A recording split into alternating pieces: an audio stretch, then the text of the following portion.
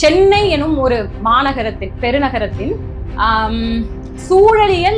சூழலியல் வழி வஞ்சிக்கப்பட்ட ஒரு தொகுதின்னு சொல்லலாம். வஞ்சிக்கப்பட்ட மக்கள் இருக்க ஒரு தொகுதி. ஒரு சின்ன பகுதிக்குள்ள கழிவுநீர் வசதி இல்லாம, நல்ல பெரிய சாலைகள் இல்லாம, குடிநீர் வசதி இல்லாம, அதாவது ஒரு அடிமையை நீ எப்படி வைத்தால் அவன் அடிமையாகவே இருப்பான், அதற்காக உருவாக்கப்பட்ட ஒரு இடம்தான் வடசென்னை பகுதி.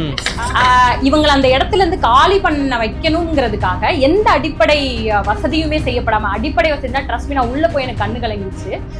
டின்னுல பண்ண வீடு இருக்கும்ல, 10க்கு 10, இது மாதிரி இதுக்குள்ள ஆண் பெண் குழந்தைகள் எல்லாரும் இருக்காங்க. டாஸ்மாக், அதாவது ஒரு தெருவுல 13, அதுக்கு குறைய இருக்காது, ஒரு தெருவுல 13, இது ரெக்கார்டு. ஒரு 2 கிலோமீட்டர், இது வேர்ல்ட் ரெக்கார்டு. 13 அந்த தொல்லை இருக்கு. சோ இந்த டாஸ்மாக் கஞ்சா புழக்கம் நிறைய இருக்குன்னு சொன்னாங்க. அதனால நம்ம போனோம்னா என்ன சொல்றீங்க? சுகாதாரத்துறை அமைச்சர் மா சுப்பிரமணியம் வந்து தமிழ்நாட்டுல 0 கஞ்சான்றாரு. சோ நிலத்தடி நீருங்கிறது சுத்தமா இல்ல, நினைச்சு கூட பார்க்க முடியாது.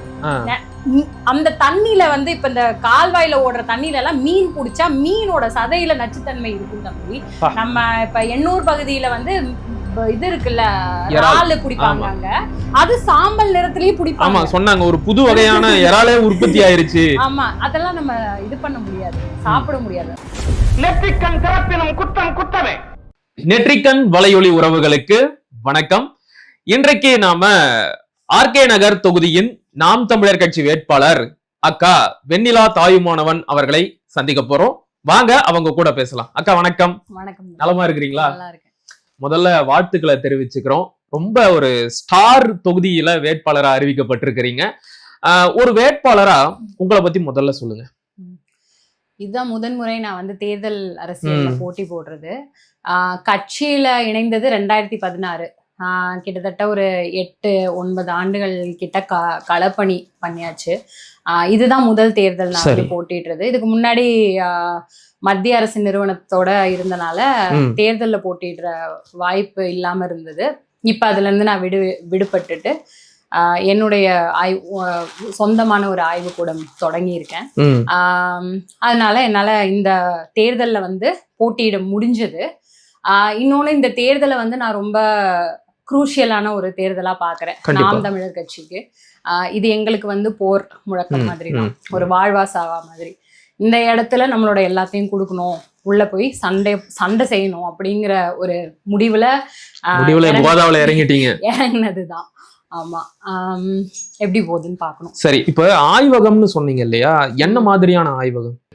நம்ம வந்து பசுமை தாய்மை பொருளாதாரம் அப்படின்னு சொல்றோம்ல, கண்டிப்பா வேளாண்மை சார்ந்ததுல இப்ப அல்டர்னேட் அக்ரிகல்ச்சர் அப்படின்னு சொல்லிட்டு வெர்டிகல் ஃபார்மிங், வேளாண் முறைகள், அதுல வந்து வெர்டிகல் ஃபார்மிங் அப்படின்னு சொல்லுவாங்க.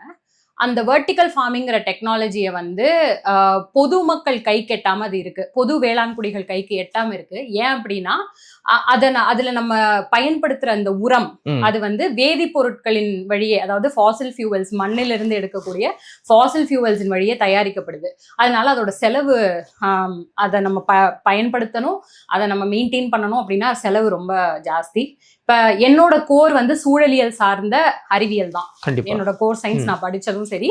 நான் வந்து கிட்டத்தட்ட ஒரு 7 ஆண்டுகள் நான் விஞ்ஞானியா இருந்திருக்கேன், அறிவியல் ஆய்வறிஞரா பணிபுரிந்திருக்கேன் IIT மெட்ராஸ்ல. என்னுடைய கோர் ரிசர்ச் வந்து சூழலியல் அறிவியல் தான். அப்ப இதை எப்படி நம்ம வந்து சஸ்டைனபிளா மாத்த முடியும் அப்படின்னு சொல்லிட்டு, அதாவது சூழலியலுக்கு ஏதுவானதா, என்விரான்மெண்டல் ஃப்ரெண்ட்லியா எப்படி மாத்த முடியுங்கிறதுல நம்மளோட பாப்புலேஷன், மக்கள் தொகை வந்து நிறைய, தமிழ்நாடு இந்தியாவை பொறுத்த வரைக்குமே மக்கள் தொகை நிறைய. அப்ப நம்ம கிட்ட இருக்கிற ரெனியூவபிள் ரிசோர்ஸ், அதாவது வந்துகிட்டே இருக்க ஒரு ரிசோர்ஸ் என்னன்னா குப்பை, மக்கக்கூடிய குப்பை. இப்ப மக்கக்கூடிய குப்பையில இருந்து இந்த உரங்களை வந்து தயார் பண்ணலாம். என்னன்னா இதுல ஒரு சிக்கல் என்னன்னா, அப்படியே பயன்படுத்த முடியாது. இப்ப நம்ம மண்ணுல எல்லாம் அப்படியே உரத்தை வந்து மக்க வச்சு மண்புழு உரமா மாத்தி நம்ம போடுவோம் கம்போஸ்டிங் முறையில. ஆனா இதுல அந்த மாதிரி பண்ண முடியாது. ஏன்னா இது வந்து தண்ணியில, வெர்டிகல் ஃபார்மிங் வந்து இப்படி சொல்றேன், மண் இல்லாத விவசாயம், மண் இல்லாத வேளாண் முறை தான் இது. அதுல மண்ணோடையும் இருக்கு, பட் நம்ம பண்றது வந்து தண்ணியில.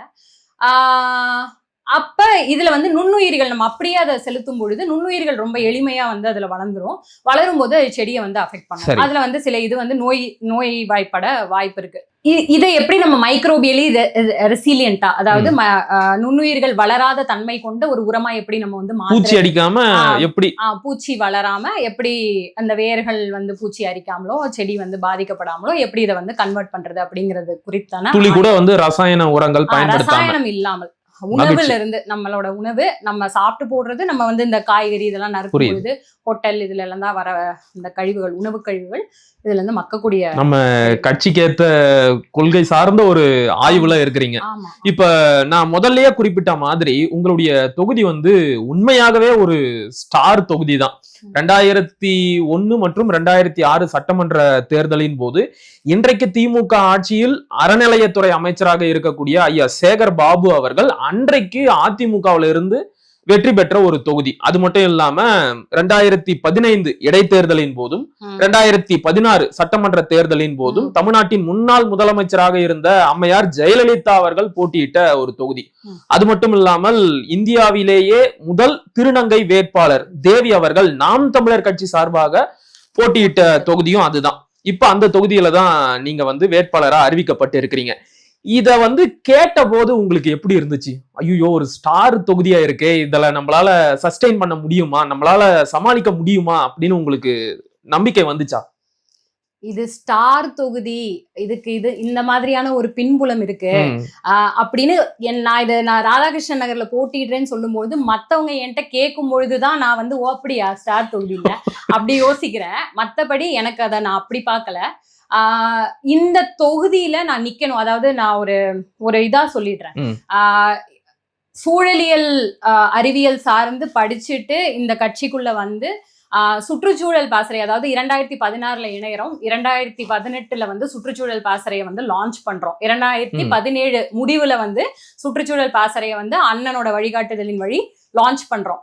லான்ச் பண்ணும்போது சூழலியல் சார்ந்து செயல்பட ஆரம்பிக்கிறோம். அப்ப ஒரு கிட்டத்தட்ட ஒரு 5 ஆண்டு காலங்கள் என்னுடைய சுற்றுச்சூழல் பாசறையில என்னுடைய கோர் களப்பணி வந்து சென்னை வட சென்னை பகுதியில இருந்திருக்கு. சரி, திருவொற்றியூரா இருக்கட்டும், அதாவது எண்ணூர் மணலி ராதாகிருஷ்ணன் நகர் பகுதியில நான் வந்து என்னுடைய கோர் வேலையை நான் பார்த்திருக்கேன். ஏன் அப்படின்னா, சென்னை எனும் ஒரு மாநகரத்தின் பெருநகரத்தின்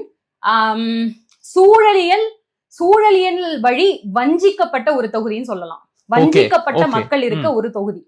இங்க உள்ள குப்பையில இருந்து, இங்க உள்ள நச்சு ஆலைகள்ல இருந்து எதெல்லாம் வந்து இந்த சிட்டிக்குள்ள எடுத்துட்டு வர முடியாதோ, இல்ல இந்த சிட்டியை இந்த புறநகர் பகுதிகள், சென்னையின் புறநகர் பகுதிகள், காஞ்சிபுரம், செங்கல்பட்டு இந்த மாதிரி இடங்களுக்கெல்லாம் எதெல்லாம் எடுத்து கொண்டு போக முடியாதோ அந்த மாதிரியான அனைத்து சூழலியல் சீர்கேடுகளையும் உருவாக்கக்கூடிய ஒரு தலைநகரமா அந்த வட சென்னை பகுதியை வந்து ஒரு குப்பை தொட்டி மாதிரி பயன்படுத்துறாங்க. மாதிரி கிட்டத்தட்ட குப்பை தொட்டி அப்படி கூட சொல்லலாம். ஒரு கிட்டத்தட்ட இவங்க 75 ஆண்டுகள் ஒன்றிய அரசுகளா இருக்கட்டும், மாநில அரசுகளா இருக்கட்டும், அந்த வஞ்சிக்கப்பட்ட ஒரு பகுதி தான் அந்த பகுதி. அப்படியா? ஆமா. இப்ப நான் சொன்ன மாதிரி முக்கியமான பல சட்டமன்ற உறுப்பினர்கள் அந்த தொகுதியில போட்டியிட்டு வெற்றி பெற்று இருக்கிறாங்க. கடைசியா கூட 2021 சட்டமன்ற தேர்தலின் போது திமுக சார்பாக எபினேசர் தான் போட்டி போட்டு வெற்றி பெற்று இருக்கிறாரு. அவங்க யாருமே இந்த பிரச்சனைகளுக்கெல்லாம் எந்த ஒரு தீர்வையும் அந்த தொகுதியில ஏற்படுத்தவே இல்லையா? ஏற்படுத்தவே இல்ல. நான் அதை எப்படி பாக்குறேன் அப்படின்னா, வட சென்னை பகுதி அப்படிங்கிறது வந்து 1700களோட முந்தைய காலகட்டத்துல உருவாக்கப்பட்ட ஒரு பகுதி. அது வெள்ளையர்களோட காலகட்டத்திலேயே. அதுல வந்து 1780 if I'm not mistaken அந்த பகுதியில புதிய கருப்பர் நகரம்னு உருவாக்கப்பட்டது. இது வந்து ஜார்ஜ் டவுன் கோட்டையில வந்து வெள்ளையர்களோட முக்கியமான அட்மினிஸ்ட்ரேட்டிவ் ஆபீசர்ஸ் வந்து தங்கப்பட்ட ஜார்ஜ் டவுனை ஒட்டி அவங்களுக்கு சேவகம் செய்யக்கூடிய, அதாவது அடிமைகளாக சேவகம் செய்யக்கூடிய மக்கள், தமிழ் குடிகள் இருப்பாங்கல்ல வெவ்வேறு இடங்கள்ல, குயவர்கள், மீனவர்கள், மரம் ஏறுறவங்க, வண்ணாறு, அது இல்லாம ஈவன் செக்ஷுவல் ஃபேவர்ஸ், அதாவது பாலியல் ஃபேவர்ஸ் அவங்களுக்கு செய்யக்கூடிய பெண்கள், இந்த மாதிரி அடிமைகளை பொறுக்கி எடுத்து தமிழ்நாட்டின் நிலப்பரப்பிலிருந்து பொறுக்கி எடுத்து ஒரு சின்ன பகுதிக்குள்ள கழிவுநீர் வசதி இல்லாம, நல்ல பெரிய சாலைகள் இல்லாம, குடிநீர் வசதி இல்லாம, அதாவது ஒரு அடிமையை நீ எப்படி வைத்தால் அவன் அடிமையாகவே இருப்பான், அதற்காக உருவாக்கப்பட்ட ஒரு இடம்தான் வடசென்னை பகுதி.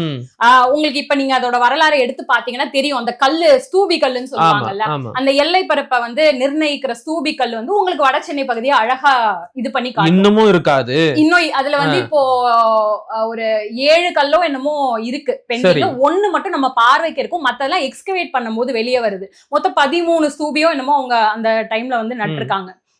அப்ப இந்த மாதிரி உருவாக்கப்பட்டிருக்கு. இந்த ஜார்ஜ் டவுன் கோட்டையில இருந்து ஒரு அகழி மாதிரி கட்டி இந்த மக்கள் இதுக்குள்ள வரக்கூடாது, இவங்களை அக்சஸ் பண்ணக்கூடாது, ஆனா இவங்களுக்கு எல்லா சேவையும் இவங்க பண்றதுக்காக வச்சிருந்திருக்காங்க. ரொம்ப மோசமான நிலையில தான் அவங்களை வச்சிருந்திருக்காங்க.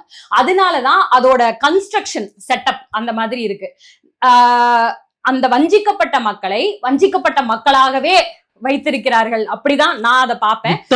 சமூக நீதியற்ற தன்மையா தான் நான் அதை பார்ப்பேன். புரியுது. இத்தனை ஆண்டுகள்ல அந்த பகுதிகளில் எந்த ஒரு குறிப்பிடத்தகுந்த முன்னேற்றமும் பெருசா ஏற்படவே இல்லையா? முன்னேற்றம்னா என்ன? அந்த இருக்கிற இன்ஃப்ராஸ்ட்ரக்சருக்குள்ள சும்மா இப்ப ஏதாவது ஒரு கம்ப்ளைண்ட் கொடுக்குறாங்கன்னா அதை வந்து மேம்போக்காக வந்து சரி செய்யறது, இந்த மாதிரியான விஷயங்கள் தான் பார்த்திருக்காங்க.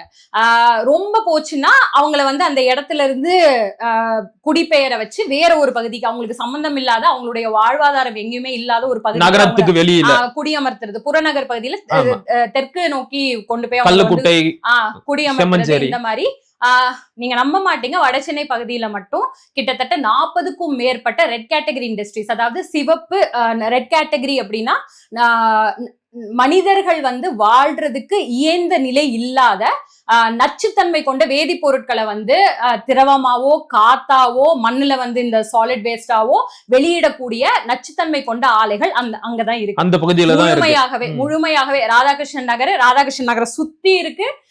வடசென்னை இது அது பேர் என்ன, எண்ணூர் அனல் மின் நிலையம் எல்லாமே இருக்கு, 3 போர்ட் இருக்கு, இது இருக்கு. பக்கத்துல வந்து மணலி பகுதி, ஃபர்டிலைசர் இண்டஸ்ட்ரி, பார்மசியூட்டிக்கல் இண்டஸ்ட்ரி, என்னெல்லாம் சொல்லலாம், பெட்ரோகெமிக்கல் ரிஃபைனரி, கோல். அதாவது ராதாகிருஷ்ணன் நகர் என்பது ரண நகரா இருக்கு.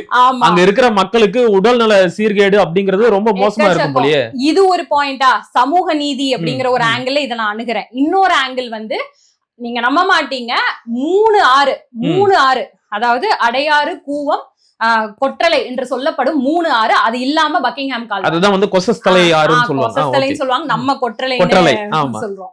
இந்த 3 ஆறோட கழிமுக பகுதி வந்து உங்களுக்கு எண்ணூர்ல இருக்கு. அதாவது ஓஷன் டு இந்த கழிமுக பகுதி. இது எப்படின்னா, சென்னை பெருநகரத்துல வெள்ளப்பெருக்கு ஜாஸ்தி ஆயிடுச்சுன்னா இப்படி இருக்கும். நிலப்பரப்பு வந்து எப்படின்னா சவுத் டு நார்த் ரன் ஆகும். சோ காஞ்சிபுரத்துல இருந்து ஃப்ளோ வந்து இப்படி இருக்கும். அப்ப காஞ்சிபுரம், செங்கல்பட்டு இந்த புறநகர் பகுதியில எல்லாம் நீர் இது வந்து வெள்ளம் வந்து வெள்ள பாதிப்பு ஏற்படும் பொழுது, சென்னையிலையும் வெள்ள பாதிப்பு ஏற்படும் பொழுது அந்த நீர் வந்து இந்த சிறு குறு கால்வாய்கள் வழியாகவும் இந்த ஆறுகள் வழியாகவும் இந்த கழிமுக பகுதிக்கு வந்து ஓஷனோட குடுக்கல் வாங்கல், அதாவது ஓஷன்ல ஹை டைட் இருந்தா இங்க உள்ள வரும். எனக்கு வந்து புல்லரிக்க சொல்லும்போது ஓஷன்ல ஹை டைட் இருந்தா இங்க வந்து நிலம் உள்வாங்கிக்கும், அதாவது இந்த கழிமுக பகுதி உள்வாங்கிக்கும். கழிமுக பகுதி உள்ள வெள்ளத்துல வந்து நம்ம இங்க சிட்டி வந்து ஸ்தம்பிக்கும் பொழுது ஓஷன் வந்து அந்த தண்ணியை உள்வாங்கிக்கும். இப்படி ஒரு அருமையான இடம். அந்த அனல் மின் நிலையம் எல்லாம் எங்க தெரியுமா இருக்கு? அந்த கழிமுகத்து மேல இருக்கு. சிறப்பு. எல்லா வழியும் அடைச்சிருப்பாங்களே. என்னன்னா தண்ணி இருக்காமா அந்த இடத்துல, அதனால எல்லா இண்டஸ்ட்ரியும் இந்த இடத்துல வச்சுப்போம், தண்ணியை ஈஸியா பயன்படுத்திக்கலாம். போர்ட்டை கொண்டு வந்து அங்க வச்சிருக்காங்க. அவங்களுக்கு வந்து அந்த டைம்ல ரொம்ப சீப்பான லேபர், அதாவது குறைந்த கூலிக்கு வேலையாட்கள் கிடைப்பதற்காக இந்த இடத்த வந்து போக்கஸ் பண்ணி இருந்திருக்காங்க.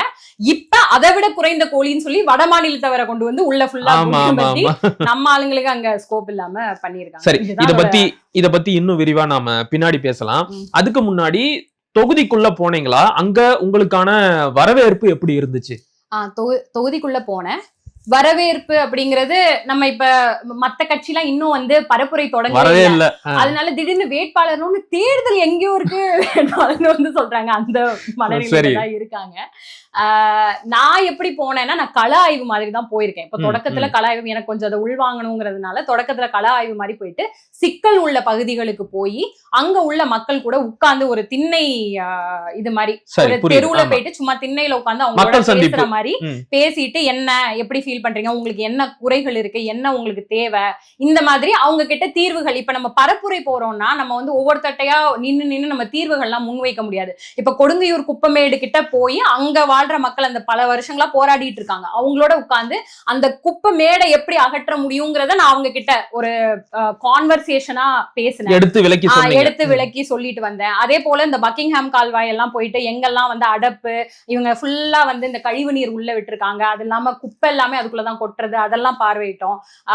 அதுக்கப்புறம் இந்த பழங்குடி மக்கள் மாற்று குடியிருப்பு கொடுக்காம அவங்கள வஞ்சித்துட்டு இருக்காங்க. ஆமா, குறிப்பிட்ட அளவுல அந்த தொகுதியில பழங்குடியின மக்களும் இருக்கிறாங்க இல்லையா? இருக்காங்க, நிறையவே இருக்காங்க. அதுல இப்ப நம்ம ஒரு ஒரு ஒரு பகுதிக்கு போயிருந்தோம். அங்க வந்து ஒரு 350 குடும்பங்கள் இருக்காங்க. அவங்க எப்படின்னா கடற்கரை ஓரத்திலேயே இருக்காங்க. இதுல என்னன்னா அதுல இருந்த பிற குடும்பங்களுக்கு வந்து இவங்க வந்து மாற்று குடியிருப்பு கொடுத்திருக்காங்க. எங்கன்னா நான் சொன்ன மாதிரி தெற்குல சம்பந்தமே இல்லாத, அதாவது இவங்க மீன்பிடி தொழில் பாக்குறவங்க, இவங்களுக்கு வந்து சம்பந்தமே இல்லாத ஒரு நிலப்பரப்புல நீங்க வந்து போயிட்டு சும்மா இந்த அபார்ட்மெண்ட் டைப்ல போயிட்டு இருந்துக்கோங்க. நம்ம கண்ணகி நகர் செம்மஞ்சேரி குடியிருப்புகள் போல ஒரு, இப்ப நீங்க கண்ணகி நகர்லாம் போனீங்கன்னா பெரும்பாலும் தூய்மை பொறியாளர்களா இருப்பாங்க. அவங்க எல்லாம் மீன் பிடித்தவங்க, வேளாண்மை பண்ணவங்க, மனை சார்ந்த பொருளாதாரத்தை நம்பி இருந்த மக்கள் தான் இப்ப அங்க போயிட்டு தூய்மை பொறியாளர்களா அவங்கள கூட்டிட்டு வந்து இந்த தூய்மை பணியில விட்டுட்டாங்க, பெரும்பாலும் பயன்படுத்திட்டு இருந்தாங்க. அப்ப இதுல வந்து இந்த குடும்பங்கள் வந்து நாங்க அந்த மாதிரி போக மாட்டோம், நீங்க எங்களுக்கு வந்து மாற்று குடியிருப்புனா எங்களுக்கு வட சென்னைக்குள்ளேயே கொடுங்க, நாங்க இருக்கிற பகுதியிலே கொடுங்க, எங்களுக்கு இங்க மீன் பிடிக்கணும், நாங்க இத்தனை ஆண்டுகளா இங்க மீன் பிடிச்சிட்டு இருக்கோம் அப்படின்னு கேட்டதுக்கு இவங்களை அந்த இடத்துல இருந்து காலி பண்ண வைக்கணுங்கிறதுக்காக எந்த அடிப்படை வசதியுமே செய்யப்படாம, அடிப்படை வசதி தான் ட்ரஸ்ட் மீ, நான் உள்ள போய் எனக்கு கண்ணு கலங்கிடுச்சு. டின்னுல பண்ண வீடு இருக்கும்ல 10க்கு 10, இது மாதிரி இதுக்குள்ள ஆண் பெண் குழந்தைகள் எல்லாரும் இருக்காங்க. அதுல ஒரு பெரியவங்க, அவங்கதான் வந்து தலைவர், பிரசிடென்ட் வெங்கடேசன் ஐயான்னு சொல்லிட்டு, அவருக்கு மாற்று குடியிருப்பு வழங்கப்பட்டிருக்கு. ஆனா இவங்களுக்காக போராடி இதை வந்து சரி செய்யணுங்கிறதுக்காக அவர் அங்கேயே இருக்காரு. பல வழக்கு போட்டு மனு போட்டு அவர் அந்த டாக்குமெண்ட்ஸ் எல்லாம் நமக்கு காமிச்சாரு, பகிர்ந்தாரு. அங்க வந்து கழிவறை வசதி கிடையாது. ரோட்டுக்கு எதிர்த்தாப்புல ஒரு கழிவு கூடம் மாதிரி ஒண்ணு கட்டி கொடுத்துருக்காங்க. நீங்க வேணும்னா, ஆமா, பொது கழிப்பிடம், நீங்க வேணும்னா அதை போய் பயன்படுத்திக்கலாம். இரவுல எல்லாம் அதை பயன்படுத்த முடியாது. ஓபன் கழிவு, அந்த ஓபன் டிரைனேஜ் தான் இருக்கு. அந்த ஓபன் டிரைனேஜ்லயே அவங்க வந்து டெஃபகேட் பண்ணிட்டு அது மேல வந்து சும்மா வந்து ஒரு பலகையை போட்டு மூடி வச்சுட்டு அது பக்கத்திலேயே வீடு, அங்கேயே குடியிருக்காங்க, சாப்பிடுறாங்க. மிக மோசமான ஒரு நிலை, வருத்தமா இருந்தது. இதுல என்னன்னா இப்ப ஏதோ ஒரு திட்டத்துக்கு பக்கத்திலேயே வந்து திரு சேகர்பாபு அவர்கள் வந்து அடிக்கல் நாட்டிட்டு போயிருப்பாங்க. இப்ப இவங்களுக்கு இந்த வசதி செஞ்சு கொடுத்துட்டா இவங்க எங்கேயே இருப்பாங்க. இப்படி வச்சாதான் இந்த இடத்த விட்டு அவங்கள வந்து மாரலி அவங்கள டவுன் பண்ணி இந்த இடத்த கடைசியா நம்ம வந்து பேரம் பேசுற நிலைமைக்கு வந்துடலாம்ல. வேற வழி இல்ல, நீ நாங்க சொல்ற இடத்துக்கு நீ போனாதான் உண்டுங்கிற நிலைக்கு அவங்கள தள்ளிக்கிட்டு இருக்காங்க. ஆனா அந்த மக்கள் பயங்கரமா இந்த போராட்ட இருக்காங்க.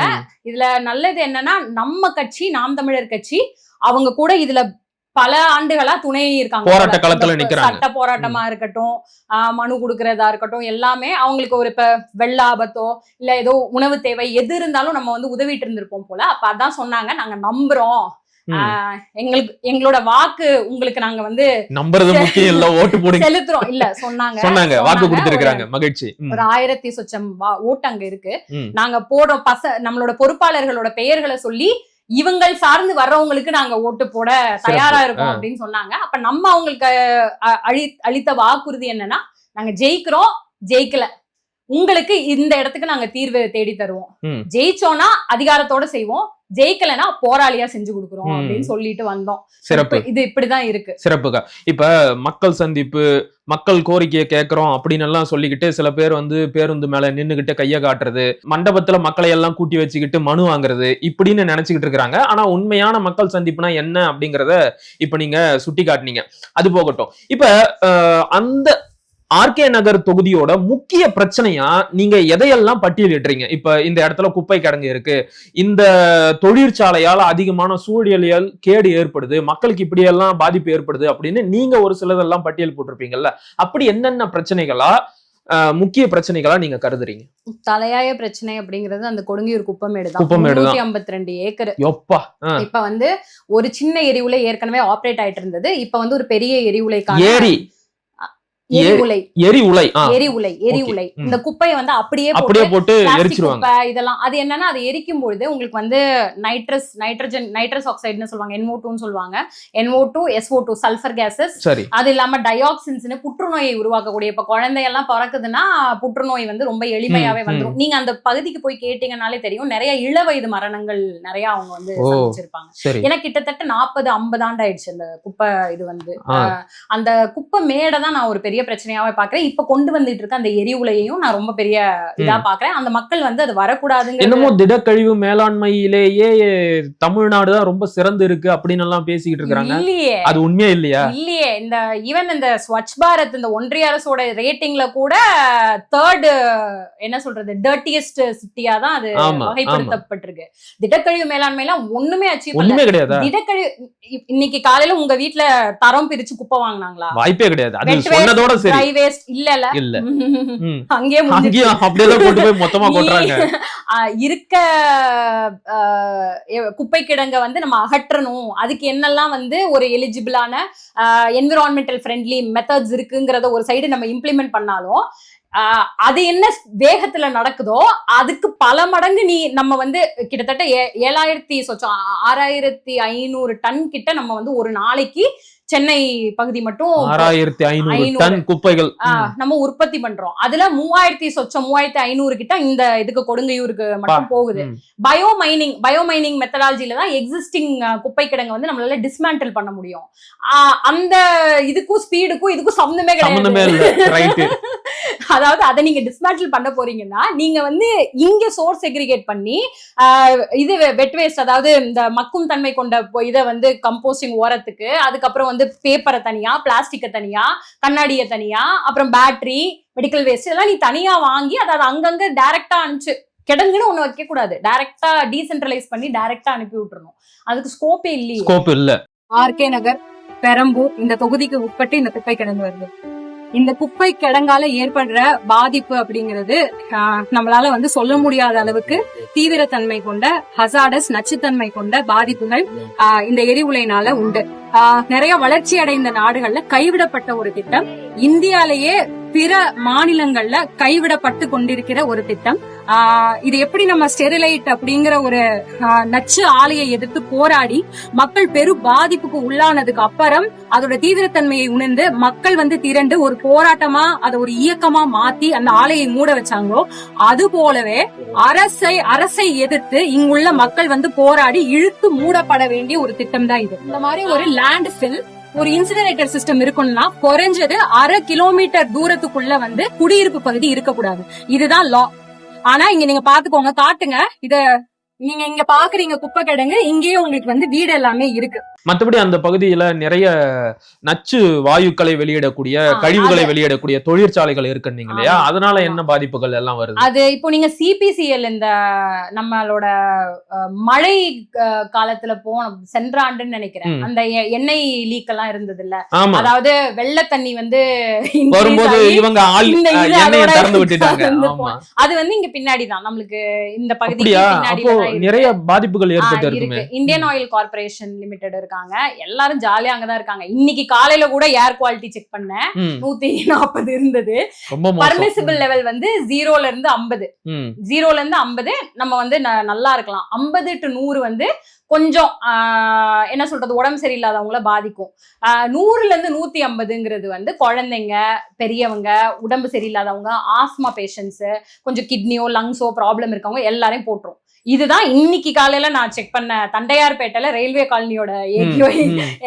இங்க 3 தான் இருக்கு சிட்டில AQI கண்டினியூஸ் மானிட்டரிங் ஸ்டேஷன் சொல்லி. சோ அங்க இருந்த லெவல் பதிவு பண்ணப்பட்ட அளவு வந்து இதுதான். இன்னைக்கு காலைல கூட நான் செக் பண்ணேன். இதுலதான் அந்த மக்கள் போனாலே தெரியும். இப்ப நீங்க வந்தீங்கன்னாலே உங்களுக்கு நல்லா தெரியும். அப்புறம் சிக்கல்கள் கேட்டீங்க. சோ இந்த கொடுங்கையூர் இது, அது இல்லாம இப்ப நான் சொன்ன இந்த ஆலைகள், பக்கிங்ஹாம் கால்வாய், அங்க ஓடிட்டு இருக்க அந்த கால்வாய் வந்து அந்த பகுதியில வந்து இந்த கழிவு நீர் உள்ள விடுறது, நீர்த்தேக்க பகுதிகளில் கழிவு நீர் உள்ள விடுறது, மெயினா மீனவர்கள் நிறைய இருக்காங்க, அவங்களுக்கு நிறைய சிக்கல்கள் இருக்கு. மீன்பிடி தொழில் பண்றதுக்கே சிக்கல் இருக்கு. ஸோ அவங்களுக்கு அதுக்கான தடைகளை அகற்றி கொடுக்கணும். அப்புறம் ஸ்டோரேஜ் சார்ந்து அவங்களுக்கு சிக்கல்கள் இருக்கு. அந்த மாதிரி விஷயங்கள் நம்ம பார்க்கணும். இன்னொன்னு ரொம்ப நான் பரவலா எல்லா பகுதியிலையும் பார்த்தது இந்த பட்டா இதுதான். பட்டா இருந்தாலும் சேல் டீட் இல்ல, அந்த விற்பனை பத்திரம்னு சொல்லுவாங்கல்ல, அது கொடுக்கப்படாம அப்படிதான் இருக்காங்க. பல வருஷமா ஒவ்வொரு ஆட்சியிலையும் போய் போய் போய் போய் கேட்டுட்டே தான் இருக்காங்க போல. சும்மா ஒரு கொஞ்சம் பேருக்கு கொடுத்துட்டு ஒரு இப்ப ஒரு 3000 பேர் போய் கேட்டா ஒரு 50 பேருக்கு இது பண்றது, அந்த மாதிரி பண்ணிட்டு இருக்காங்க. அவங்களோட அந்த பெரிய அல்டிமேட் எய்மே அந்த இடத்துல வேற ஏதாவது ஒரு திட்டத்தை கொண்டு வந்து இந்த மக்களை அங்க அகற்றிடலாம். சோ அதனால ஒரு பட்டா கொடுக்காத ஒரு நிலையிலேயே வச்சிருக்காங்க. அதுவுமே சமூக நீதியின் அடிப்படையில் நான் குறிப்பிடல, சமூக நீதியின் அடிப்படையில் குறிப்பிட்ட இடங்களை டார்கெட் பண்ணிருக்காங்க. ஓபனா பேசலாம், சொல்றேன். சமூக நீதியின் அடிப்படையில் வஞ்சிக்கிறாங்கிறத என்னால புரிஞ்சுக்க முடிஞ்சது அங்க பார்க்கும்போது. இது ஒரு பெரிய சிக்கலா இருக்கு. டாஸ்மாக், அதாவது ஒரு தெருவுல 13, அதுக்கு குறைய இருக்காது, ஒரு தெருவுல 13, இது ரெக்கார்டு. ஒரு 2 கிலோமீட்டர் இது வேர்ல்ட் ரெக்கார்டு. 13 அந்த தொல்லை இருக்கு. சோ இந்த டாஸ்மாக் கஞ்சா புழக்கம் நிறைய இருக்குன்னு சொன்னாங்க. அதனால நம்ம போனோம்னா என்ன சொல்றீங்க? சுகாதாரத்துறை அமைச்சர் மா சுப்பிரமணியம் தமிழ்நாட்டுல 0 கஞ்சான்றாரு. அவரு கஞ்சா அடிக்கலன்னு சொல்லி தம்பி, தப்பா நினைச்சுக்கிட்டீங்க. சரி, அது கஞ்சா புழக்கம் நிறைய இருக்குன்னு சொல்றாங்க. அதுல இருந்து இப்ப நம்ம ரீஹேப், அதுக்கப்புறம் இந்த புழக்கத்தை ஸ்டாப் பண்ண வேண்டிய போர்ட் இருக்கு அந்த இடத்துல. சோ ஆப்வியஸாவே நம்ம பிரைவேட் போர்ட்ஸ் இருக்கிற இடத்துல இந்த பிரச்சனை இருக்கும். எல்என்டியோட போர்ட் இருக்கு. இப்ப அதானி காட்டுப்பள்ளி போர்ட்டுமே இதை ஒட்டிதான் அவனுங்க கொண்டு வர முயற்சி பண்ணிட்டு இருக்காங்க. நம்ம வரவிடாம பண்ணி தடுத்து நிறுத்தி வச்சு. இந்த எல்என்டி போர்ட் ஆல்ரெடி இருக்கு. சோ இது வழியா வரலாம்ங்கிறது தான் நம்மளோட கணிப்பு. இந்த சிக்கல் இருக்கு. அதுக்கப்புறம் பொதுவாவே பாதுகாப்பு சிக்கல் இருக்கு. மக்களுக்குன்னு சில தேவைகள் இருக்கும்ல, நீங்க மக்களை சந்திக்கும் போது எங்களுக்கு இதெல்லாம் மிகப்பெரிய தேவையா இருக்கு அப்படின்னு உங்ககிட்ட முன் வச்ச கோரிக்கைகள் என்ன? இந்த பட்டா பிரச்சனை தான் முக்கியமான பிரச்சனை. எல்லாருமே ரொம்ப முக்கியமா சொன்னாங்க. தண்ணி, மழை பெஞ்சா தண்ணி தேங்கிருது, மழை பெஞ்சா வெளியே வர முடியுது இல்ல. இது எல்லாமே வெள்ளம் பாதிக்கப்பட்ட பகுதிகளா தான் இருக்கு. அது நீங்க ஆப்வியஸாவே 3 ஆறு போய் சேர்ற இடம், அந்த கால்வாயோட தொடக்க இடம், அந்த இடத்துல நீங்க அந்த ஆறையும் மெயின்டைன் பண்ணல, நீங்க அந்த இது கால்வாயும் நீங்க மெயின்டைன் பண்ணல. இது கழிமுக பகுதியில நீங்க ஃபுல்லா ஆலையை கொண்டு அந்த தண்ணி தேங்குற இடத்தையே நீங்க மூடிட்டீங்க. அப்ப தண்ணி எங்க போகும்? சென்னை சிட்டியோட முதுகெலும்பா ஓடுற ஒரு நன்னீர் கால்வாய் அப்படின்னு குறிப்பிடப்படுகிற பக்கிங்ஹாம் கால்வாய். சென்னைக்குள்ள 3 ஆறு ஓடுது, கொற்றலையாறு, அடையாறு, கூவம். இந்த 3 ஆறுகளும் இந்த கால்வாயும் இந்த மழை ரொம்ப எக்ஸஸா மழை பெய்யும் போது, நிறைய மழை பெய்யும் போது வெள்ளத்தால் சென்னை பாதிக்காம இருக்கணும் அப்படிங்கிறதுக்காக உருவாக்கப்பட்ட ஒரு கால்வாய் தான் இந்த பக்கிங்ஹாம் கால்வாய். இது இல்லாம இந்த 3 ஆறுகள், இதோட நீங்க பாருங்க பின்னாடி டிபிடி இருக்கு. இது சென்னை ராதாகிருஷ்ணன் நகர் பகுதி.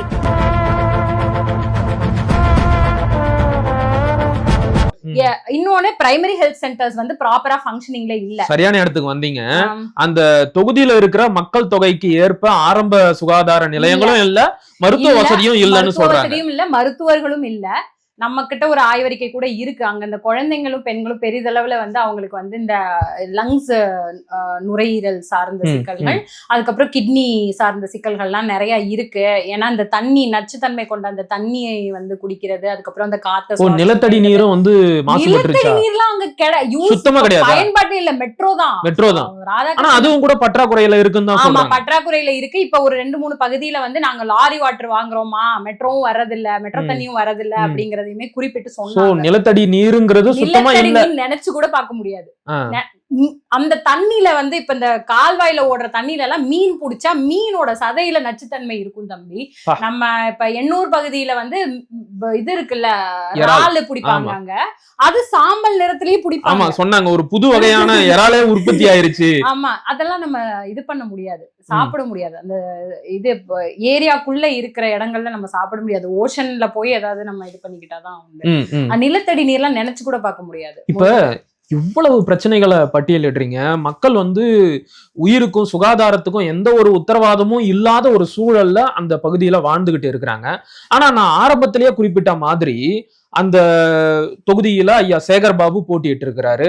தமிழ்நாட்டின் முதலமைச்சர் போட்டியிட்டு இருக்கிறாங்க. ஆனா அந்த தொகுதியில இந்த பிரச்சனைகளுக்கெல்லாம் எந்த தீர்வுமே கொண்டு வரலையா? இல்ல என்ன பணிதான் செஞ்சிருக்காங்க? நீங்க முத கேட்டீங்கல்ல ஸ்டார் வேட்பாளர், ஒரே ஆமா. ஸ்டார் இல்லாத வேட்பாளர் நான் தான் வேலை பார்க்கலாம்னு முடிவு பண்ணிருக்கேன். ஸ்டார் வேட்பாளர் இந்த ட்ராஃபின்னு சொல்லுவாங்கல்ல, ஆமா, இத ஜெயிச்சுட்டு ட்ராஃபியா வாங்கி இதுல ஷெல்ஃப்ல வச்சு அடுக்கி அப்படிதான் வச்சிருக்காங்க. அவங்க அதை அணுகி இருக்காங்க.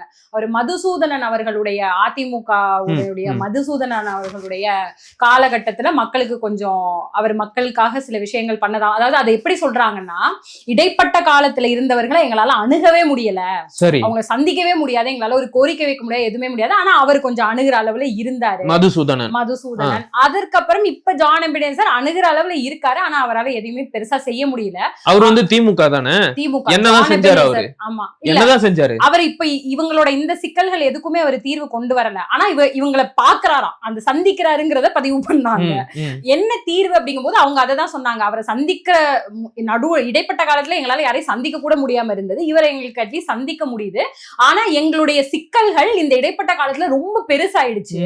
சும்மா இவங்களை சந்திச்சுட்டு மனு கொடுத்துட்டு கோரிக்கை வச்சுட்டு வர்றது எங்களுக்கு போதாது, எங்களுக்கு ஆக்சுவல் தீர்வுகள் வேணும் அப்படிங்கறத அவங்க வந்து நம்ம கிட்ட சொன்னாங்க. புரியுது. இப்ப நீங்களும் கூட பிரச்சனைகளை பட்டியலிட்டீங்க, என்ன தீர்வுகளை முன் வைக்கிறீங்க அவங்களுக்கு?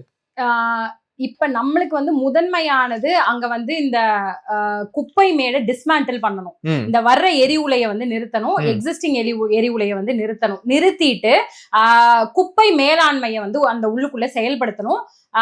சென்னை ஆக்சுவலா இது வந்து ஒரு எப்படி சொல்ல முடியும், ஒரு கோர்வையான செயினா தான் இந்த வேலையை பார்க்க முடியும். அதாவது முழுமையா நம்ம ஆட்சிக்கு வந்து பண்றதுன்னு ஒண்ணு இருக்கு, நான் எம்எல்ஏ ஆயிட்டு என்ன பண்றது அப்படின்னு ஒண்ணு இருக்கு. நம்ம முழுமையா ஆட்சிக்கு வந்தோம்னா நம்ம இந்த டீசென்ட்ரலைஸ்டு அங்கங்க உள்ள இந்த கழிவு மேலாண்மைக்கான விஷயங்களை வந்து நம்ம இப்ப வீட்டுல இருந்தே தரம் பிரிச்சு குப்பை கிடங்குக்கு வரவிடாம வெளியிடங்களுக்கு எடுத்துட்டு போகணும்னா இந்த இருக்க குப்பை கிடங்கு வந்து இந்த பயோமைனிங் டெக்னாலஜியின் மூலம் நம்ம வந்து மீட்டெடுக்க முடியும். அது வந்து ஆக்சுவலா மாட்டு புல் பண்ணையா இருந்திருக்கு. அங்க வந்து வேளாண்குடி மக்கள் வந்துட்டு மாடுகளுக்கு வந்து புல்லு வளர்த்து மேய விடுவாங்க போல. அப்படி இருந்த ஒரு இடத்த வந்து எவ்வளவு ஒரு விஷன், ஒரு மிகப்பெரிய மேய்ச்சல் நிலத்தை குப்பை கிடங்கா மாற்றி வச்சிருக்காங்க. 3 ஆறு சேர்ற கழிமுக பகுதியா அனல் மின் நிலையத்தை தூக்கி அது மேல இப்படி ஒரு புல்லு, அப்பா எவ்வளவு பெரிய நிலம் இருக்கு குப்பை கொடுத்து. இதுதான் உங்களுடைய பார்வை. அதை டிஸ்மேண்டில் பண்ணி ஆகணும். இப்ப நான் எம்எல்ஏவா இருந்தேன்னா இப்ப இந்த மாதிரி நமக்கு ஒரு செயின் செட்டப் கிடைக்கல அப்படின்னா இந்த சென்னை பெருநகரத்தோட அனைத்து குப்பைகளையும் இங்க கொண்டு வரக்கூடாதுங்கிறதுக்கு என்ன பண்ணணுமோ அதை நான் தடுப்பேன். அப்பதான் என்னால இதை டிஸ்மேண்டில் பண்ண முடியும். அது இல்லாம இந்த இவங்களுக்கு வீடும் வாழ்வாதாரமும் உறுதிப்படுத்தி ஆகணும், பட்டாவை உறுதிப்படுத்தணும். இப்ப வந்து மீன் பிடிக்கிறவங்க அந்த தொழில் அவங்க செய்யணும், அவங்களுக்கு ஏதுவான அந்த செட்டப் அவங்க அங்க வாழ்ந்தாதான் அவங்களால அதை வந்து செய்ய முடியும். சோ அந்த மக்களுக்கு தேவையான விஷயங்கள், பிற வேலைகள் பாக்குறவங்களுக்கு தேவையான விஷயங்கள். இன்னொன்னு தூய்மை பொறியாளர்கள் சிக்கல் உங்களுக்கு நல்லாவே தெரியும். அவங்க வந்து பெருவாரியா அந்த பகுதியில வந்து இருக்காங்க. சோ அவங்களுக்கான சிக்கல் தீர்த்து வைக்கிறது இருக்கு. மெயினா இந்த நிலப்பட்டா, குடி தண்ணி, அவங்களுக்கு மருத்துவ சேவை, அப்புறம் வந்து கல்வி, இந்த ரீஹேப் சென்டர்ஸ், இந்த யங் பீப்புள் வந்துட்டு குடிப்பழக்கத்துக்கும் போதை பழக்கத்துக்கும் ஆளாகிறவங்களை வந்து ரீக்ளைம் பண்றதுக்கான அந்த இது, அப்புறம் இந்த பாதுகாப்புக்கு உள்ள வந்து கருவிகள், அந்த இன்ஃப்ராஸ்ட்ரக்சரை நான் டோட்டலா வந்து எக்ஸிஸ்டிங் இன்ஃப்ராஸ்ட்ரக்சர்ல தான் நம்மளால பண்ண முடியும். ஆனா அதை எப்படி வந்து பெஸ்டா பண்ண முடியும் அப்படிங்கறத வந்து நான் ஃபோக்கஸ் பண்ணணும் அப்படின்னு நான் நினைக்கிறேன். இப்ப நான் சொன்ன மாதிரி முழுமையாக நம்மளால இதை வந்து எக்ஸிக்யூட் பண்ண முடியல. அதாவது ஒரு அரசா அண்ணன் சீமான் அவர்கள் வந்து முதலமைச்சரா இருந்து ஒரு அரசா நம்ம எக்ஸிக்யூட் பண்ற வரைக்கும் இது விரைவில் அதிகாரத்தோட பண்றது வேற. அதிகாரத்தோட இப்ப ஒரு எம்எல்ஏன்னு எனக்கு மட்டும் இந்த பவர் இருக்கு அப்படின்னா அந்த என்டையர் இன்ஃப்ராஸ்ட்ரக்சரை அவங்களுக்கு வந்து ஒரு சேஃப் அண்ட் செக்யூரா நம்ம எப்பவும் சொல்ற மாதிரி தான் கல்வி, மருத்துவம், குடிநீர், சாலை வசதி அவங்களுக்கு ரொம்ப எளிமையா ரொம்ப பாதுகாப்பா உணர்ற அளவுக்கு அதை பண்ணணும். இருக்க இந்த நச்சுத்தன்மை கொண்ட ஆலைகளை வந்து டிஸ்மேண்டில் பண்றதுக்கு என்னோட குரல் வந்து ஒழிச்சுட்டே இருக்கும். மெயினா இந்த 800 பகுதி, இது அந்த பகுதிகள்ல அது எல்லாத்தையும் இழுத்து மூடணும். ஏன்னா மாற்று மின் பெருக்கத்துக்கு போயாச்சு. நீங்க இப்படி சொல்லிடுறீங்க, இவங்க பாருங்க தொழில் வளர்ச்சிக்கு எதிராக இருக்கிறாங்க, அப்புறம் நாங்க எங்க வேலைக்கு போறது, படிச்சுட்டு மாடு மேய்க்கிறது அப்படின்னு எல்லாம் கேக்குறாங்கல்ல, அதுக்கெல்லாம் என்ன பதில் சொல்றது? அதுதான், அதாவது இன்னைக்கு கூட காலையில ஒரு ஆர்டிகல் பார்த்தேன். இவரு எல்லாருமே பண்ண வச்சிருக்காங்க, அதாவது அனைத்து எம்எல்ஏ எம்பிக்கள், அதாவது எல்லாருமே வந்து பண்ணைகள் வச்சு வச்சிட்டு இருக்காங்க.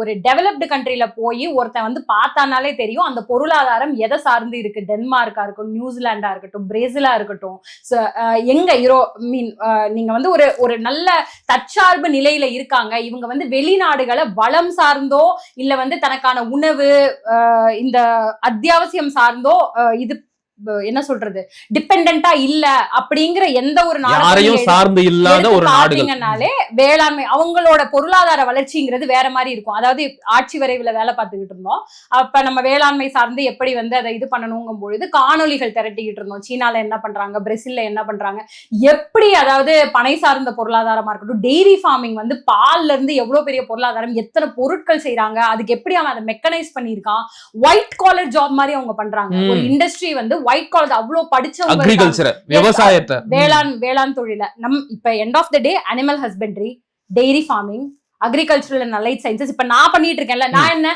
நான் வந்து டியூவல் டிகிரி, நான் இப்ப பிஹெச்டி பண்ணிக்கிட்டு இருக்கேன், 4th இயர்ல இருக்கேன். 3வது டிகிரி அதுவுமே வந்து சென்ட்ரல் கவர்மெண்ட் இன்ஸ்டிடியூட்ல தான் நான் பண்ணிட்டு இருக்கேன். இருக்க டாப் இன்ஸ்டிடியூட்ஸ்ல படிச்சுட்டு வந்த ஒருத்தி தான் நான் என்னோட ஆய்வே வந்துட்டு அல்டர்னேட் அக்ரிகல்ச்சர், அல்டர்னேட் ஃபார்மிங்ல தான் இருக்கு. நான் வந்து எண்ட் ஆஃப் த டே செடி எல்லாருமே சொல்லுவாங்க, செடி வளர்த்து தண்ணி ஊத்த தானே போற அப்படின்னு என்ன பண்ணுவாங்க, செடி ஊத்த தண்ணி ஊத்துறது அந்த சயின்ஸை தான் நான் எடுத்து இது பண்ணிக்கிட்டு இருக்கேன். இப்ப இது அரசு தொழிலா மாறும் பொழுது அதுல குதிக்கிற ஆள்ல ஒருத்தி நானும் தான். சோ இது வந்து அவங்களுக்கு புரியல அப்படின்னா அவங்க நிறைய இன்னும் கத்துக்கணும்.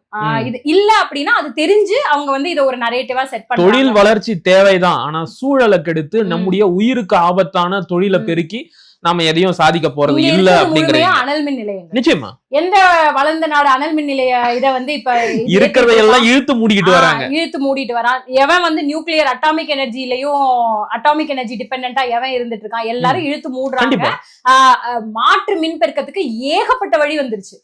நம்ம ஒரு வில்லேஜையே செல்ஃப் சஸ்டைனபிளா மாத்த முடியும். அதாவது இப்ப ஒரு கொரோனா காலகட்டம் மாதிரி ஒண்ணு வருதுன்னா, ஒரு கிராம பகுதி இருக்குன்னா, அதாவது இந்த கட்சிக்கு சேர்றதுக்கு முன்னாடியே நான் ஒரு திட்டம் வச்சிருந்தேன். அதாவது ஒரு கிராமத்தை வந்து முழுமையா தன்னிறைவடைய வைக்கணும். அதாவது தண்ணியா இருக்கட்டும், மின் பெருக்கமா இருக்கட்டும், எல்லாமே டீசென்ட்ரலைஸ்ட். இப்ப நான் சொன்னேன்ல, கழிவு மேலாண்மையா இருக்கட்டும், எனர்ஜி வேஸ்ட் டு எனர்ஜி ப்ரொடக்ஷனா இருக்கட்டும், உணவா இருக்கட்டும், நமக்கு தேவையான எல்லாத்தையும் இப்ப வந்து அந்த கிராமம் திடீர்னு ரெஸ்ட் ஆஃப் த கண்ட்ரில இருந்து இதாயிடுச்சு, செக்மெண்ட் ஆயிடுச்சு.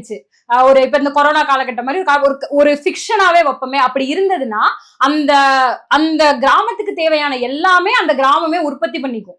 சோ அதுக்கு ஐ ஹேட் அ செட்டப். நான் ஒரு இது மாதிரி போட்டு வச்சிருந்தேன். அது எனக்கு ஒரு கனவு மாதிரி அது இருக்கு. நான் இன்னமும் அதை நடைமுறைப்படுத்துற இதுலதான் இருக்கேன். அதுக்கு சரியான இடத்துலதான் வந்து உட்கார்ந்துருக்கேன். அப்படியா? அந்த நம்பிக்கை எனக்கு. அப்போ ஒரு முக்கியமான கேள்வி கேட்கிறேன். இப்ப ஒரு பண சோத்துக்கு ஒரு சோறு பதம் அப்படின்னு சொல்ற மாதிரி ஆர்கே நகர் தொகுதியில நிலத்தடி நீரே இல்ல அப்படின்னு நீங்க சொல்றீங்க. உண்மைதான். நீர் பயன்பாட்டு அளவுல இல்ல.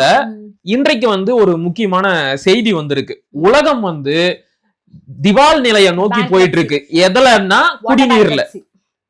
கூடிய விரைவில் உலகத்துல குடிநீரே இல்லாத ஒரு நிலை ஏற்பட போகுது அப்படின்னு சிரிக்கிறாங்க. நம்ம போக்குவாதிகள்னு பேசுறாங்க. அவங்க வந்து இத படிக்கணும். இப்ப அதற்கான ஒரு அபாய மணி தான் வந்து ஒழிக்கப்பட்டிருக்கு. எதிர்காலத்துல என்ன மாதிரியான ஒரு ஆபத்தை நோக்கி இந்த உலகம் போக போகுதுங்கிறத இந்த செய்தி வெளிப்படுத்துது. அதுல ரொம்ப முக்கியமான விஷயம் என்ன அப்படின்னா, உலகத்திலேயே ரொம்ப மோசமான நிலையில இருக்கிறது இந்தியாவுல ரொம்ப மோசமா இருக்கிறது தமிழ்நாடு அப்படிங்கிறாங்க. அப்ப இப்ப ஆர்கே நகர் தொகுதி மக்களுக்கு குடிநீர் பிரச்சனைக்கு நீங்க என்ன தீர்வு வைக்கிறீங்க? இப்ப இந்த தண்ணீர் திவால் நிலைக்கு உங்களுடைய தீர்வு என்ன இருக்கு? ஆர்கே நகர் பகுதி மக்களுக்கு வந்து நிலத்தடி நீர் வந்து ஒரு லெவலுக்கு மேல நம்ம குடிக்கிறதுக்கானது கிடையாது. ஒரு சயின்ஸ் இது திடீர்னு இப்ப ஒரு கான்ட்ரவர்ஷியல் ஒப்பீனியனா போயிடும். அது வந்து மனிதன் பயன்பாட்டுக்கு கிடையாது. எப்பவுமே சர்ஃபேஸ் வாட்டர், மழை நீர் வருது இல்ல, மழை நீரை நீங்க தேக்கி மழை நீரை தான் நீங்க பயன்படுத்தணும். இப்ப மழை நீரை வந்து ஓடுற அந்த நன்னீர் பிடிப்புகள் இருக்குல்ல, ஏற்கனவே எக்ஸிஸ்ட் ஆகிருக்க நன்னீர் பிடிப்புகள் இருக்குல்ல, ஆக்சுவலா அங்க வந்து நன்னீர் பிடிப்பு அப்படிங்கிறது ரொம்ப சின்ன அளவுல தான் இருக்கு. நன்னீர் பிடிப்புகள் உருவாக்குறதா தான் நம்ம பார்க்க முடியும். நன்னீர் பிடிப்புகள் உருவாக்குறத பார்க்க முடியும். இப்ப சிட்டில வந்து நன்னீர் வந்து ஓடி வருது அப்படிங்கும் பொழுது அந்த நன்னீர் இவங்களுக்கு எப்படி அக்சசிபிளா மாத்திரம் நம்ம தான் அதை ப்ரொவைட் பண்ணி ஆகணும். மழை நீர் சேகரிக்கப்பட்ட இடங்களிலிருந்து இவங்களுக்கு நன்னீர் ப்ரொவைட் பண்றது அரசு தான் பண்ண முடியும். நிலத்தடி நீர் நமக்கு இப்ப அங்க அக்சஸே கிடையாது. இப்ப அவங்களுக்கு அதுவுமே அதை வந்து நம்ம இலவசமா கொடுக்க முடியும். இலவசமா நம்ம கொடுக்கணும் அப்படிங்கிறது நம்மளுடைய தார்மீக கடமை, ஒரு அரசினுடைய தார்மீக கடமை. Water is a fundamental right. அப்ப வந்து நீங்க வந்து அத வந்து லாரிலையும் அதுக்கு காசு வாங்கிட்டோம், அதுக்கு வந்து நம்ம மக்கள் வந்து காலையில ஆனா ட்ரம், அது என்ன பிளாஸ்டிக் குடத்தை தூக்கிட்டு போயிட்டு ரோட்ல நின்னு அந்த இது இல்லாம அவங்களோட வீடுகளுக்கு தூய நல்ல குடிநீரை வழங்கணும் அப்படிங்கிறதுதான் என்னோட முதன்மையான இலவசமா. சரி, இப்ப நச்சு ஆலைகளை எல்லாம் நான் வந்தா இழுத்து மூட முயற்சி பண்ணுவேன் அப்படின்னு சொல்றீங்க. அப்ப அந்த தொகுதியில படிச்சவங்களுக்கு என்ன வேலை வாய்ப்பை நீங்க உருவாக்கி தருவீங்க? குறிப்பா நாம் தமிழர் கட்சி முன்வைக்கின்ற அந்த தற்சார்பு பொருளாதாரத்தின் அடிப்படையில என்ன மாதிரியான தொழில் வளங்களை அந்த தொகுதி மக்களுக்கு உருவாக்கி தருவீங்க? மீன்பிடி நிலம், ப்ரான் கல்டிவேஷன் நிறையவே இருந்துட்டு இருக்கு, கிராப் ப்ரொக்யூரிங் இருக்கு, மீன்பிடி இருக்கு.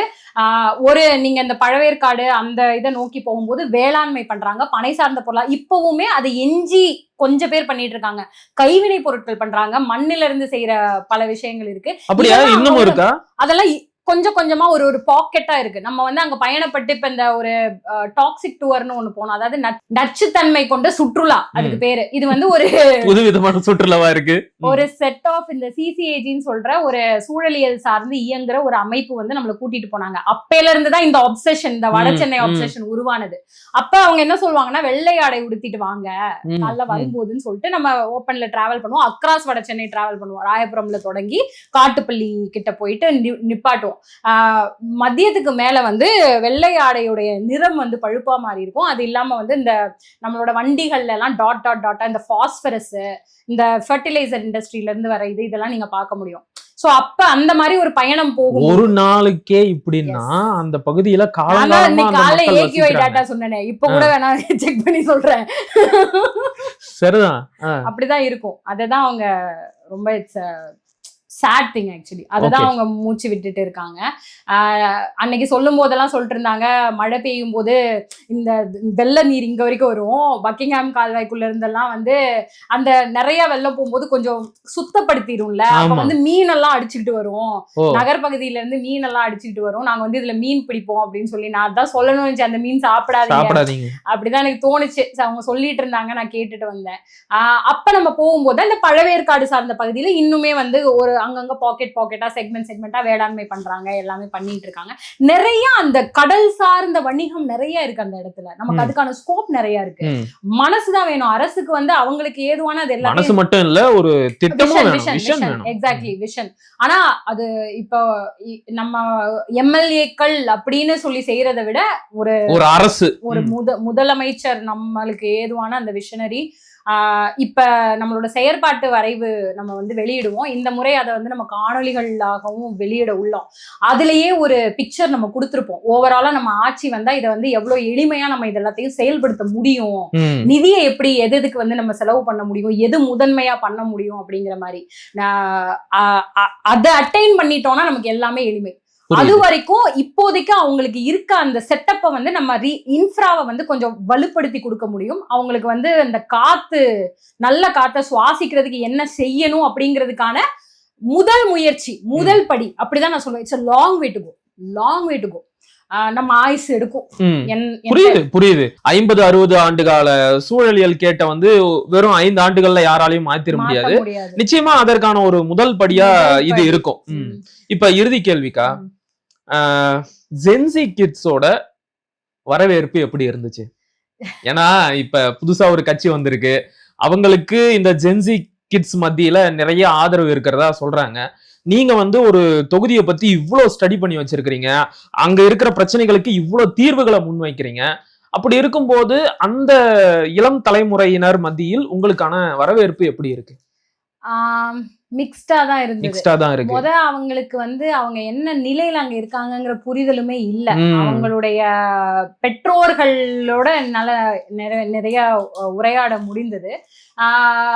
நம்ம போன டைம்ல கொஞ்சம் தான் ஜென்சி கிட்ஸ் அந்த கண்ணுல அங்கங்க தென்பட்டுட்டு இருந்தாங்க. சரி. அதுல கொஞ்சம் பேர் ரொம்ப இன்ட்ரெஸ்டா வந்து நின்று கேட்டுட்டு இருந்தாங்க. இந்த இதெல்லாம் நம்ம சொல்லும் பொழுது ரொம்ப இன்ட்ரெஸ்ட் எடுத்து கேட்டுட்டு இருந்தாங்க.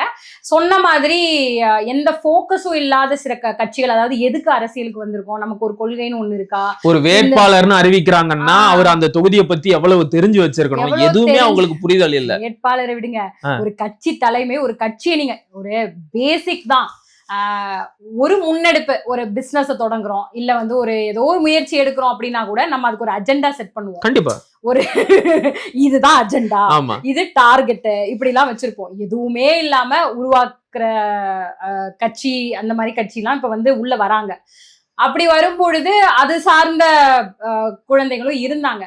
அப்ப அவங்க கிட்ட சொன்னது அதான், ஏதோ பண்ணுங்கப்பா, அது பிரச்சனை இல்ல, இத வந்து கேளுங்க, அம்மா அப்பா போராடிட்டு இருக்காங்க, அக்கா தங்கச்சிங்க பெண் பிள்ளைங்க வந்து ரொம்ப இதா இருந்த மாதிரி எனக்கு பட்டது, வந்து கேட்டுக்கிட்ட மாதிரி எனக்கு தோணுது பர்சனலி. அப்ப அந்த ஆண் பிள்ளைங்க கிட்ட சொன்னது அதுதான், வந்து கேட்டுக்கோங்க, ஏன்னா அடுத்து நீங்க தான் போராடணும், இல்லைன்னா எங்க கூட நின்னீங்கன்னா உங்களுக்கான தீர்வை நம்ம வழங்குறதுக்கு என்ன வழியோ அதை நம்ம பார்க்க முடியும், அதனால வந்து கேட்டுக்கோங்க அப்படின்னு சொன்னோம். பட் அதான் நிறைய நான் ஜென்சி கிட்ஸ் பார்க்கல, நான் நிறைய இன்டராக்ட் பண்ண, நான் இந்த சிக்கல் மிகுந்த இடங்களுக்கு போனனால அங்க போராடிக்கிட்டு இருக்க அந்த மக்கள் அப்படிங்கிறவங்க இந்த நடத்துற வயதினர், என்னுடைய வயது சார்ந்த ஒத்தவர்கள், அப்புறம் எனக்கு கொஞ்சம் மூத்தவங்க இப்படி இருந்தாங்க. ரொம்ப வயதானவர்களுக்கு ஒரு பாட்டிலாம் வந்து எங்க நிலைமையை இப்படி பண்ணிட்டீங்களேப்பா அப்படின்னு, என்கிட்ட ஏமா கேக்குறீங்க அப்படின்னு நான் கேட்டுட்டு இருந்தேன். அப்படி இருந்தாங்க. சோ அது ஒரு மாதிரி. சரி, புரியுதுக்கா. இவ்வளவு நேரம் பல கருத்துக்களை ரொம்ப விரிவா பகிர்ந்துகிட்டீங்க. நீங்க வெற்றி பெறுவதற்கு நம்முடைய உறவுகள் சார்பா என்னுடைய வாழ்த்துக்களை தெரிவிச்சுக்கிறேன். ஒரு வேட்பாளர்னா எப்படி இருக்கணும் என்பதற்கான ஒரு எடுத்துக்காட்டு தான் அக்கா வெண்ணிலா தாயுமானவன். நாம் தமிழர் கட்சியில் இருக்கின்ற ஒவ்வொரு வேட்பாளரும் இப்படிப்பட்டவங்க தான். ஒவ்வொரு தொகுதிக்கும் அறிவிக்கப்பட்டிருக்கின்ற வேட்பாளரை போய் பாருங்க, அவங்க அந்த தொகுதியை பத்தி எவ்வளவு புரிஞ்சு வச்சிருக்கிறாங்க, அந்த தொகுதியோட பிரச்சனைகள் என்ன, அதற்கான தீர்வுகள் என்ன என்பது எல்லாமே அவங்க கையில இருக்கும். அப்படிப்பட்ட வேட்பாளர்களா பார்த்து தேர்ந்தெடுத்து ஓட்டு போடுங்க. ஒரு நல்ல எதிர்காலம் நமக்காக காத்துக்கிட்டு இருக்குது. நம்முடன் இணைந்து பல கருத்துக்களை பகிர்ந்துகிட்ட அக்கா வெண்ணிலா அவர்களுக்கு நம்முடைய நன்றியையும் வாழ்த்துக்களையும் தெரிவிச்சுக்கலாம். அக்கா நன்றிக்கா. நன்றி தம்பி.